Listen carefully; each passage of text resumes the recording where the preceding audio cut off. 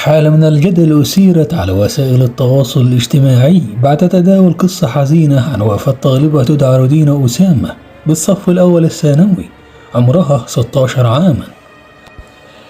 تشير القصة المتداولة إلى وفاة طالبة تدعى رودينا أسامة بالصف الأول الثانوي في مدرسة دار الحنان بالهرم، وهي إحدى مدارس 30 يونيو الموضوعة تحت الإشراف المالي والإداري لوزارة التربية والتعليم.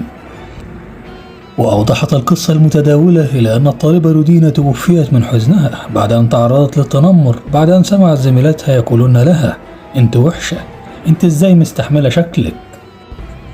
وفقا للمنشور المتداول، عادت الطالبة رودينا إلى مدرستها بعد هذا التنمر الجارح إلى بيتها وهي في حالة انهيار وحزن شديد، وظلت تبكي وهي تروي لأختها ما حدث من جانب زميلتها.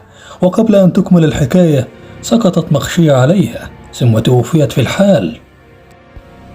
وقالت منى محمود ولية أمر على صلة بالطالبة رودينا: "البنت دي اسمها رودينا، أهلها ربوها ونعم التربية، كل سنة من الأوائل على مدرستها". وأضافت: "البنت كانت مركزة في دروسها وتحقيق طموحها وماشية جنب الحيط. الكلام ده ما عجبش زميلاتها في الفصل وفضلوا يتنمروا عليها طول الوقت لحد ما أصيبت بسكتة قلبية من كتر إحساسها بالقهر". لنختم بقولنا: اللهم ارحمها وادخلها فسيح جناتك. انتظروني في حلقة قادمة وإلى لقاء آخر إن شاء الله.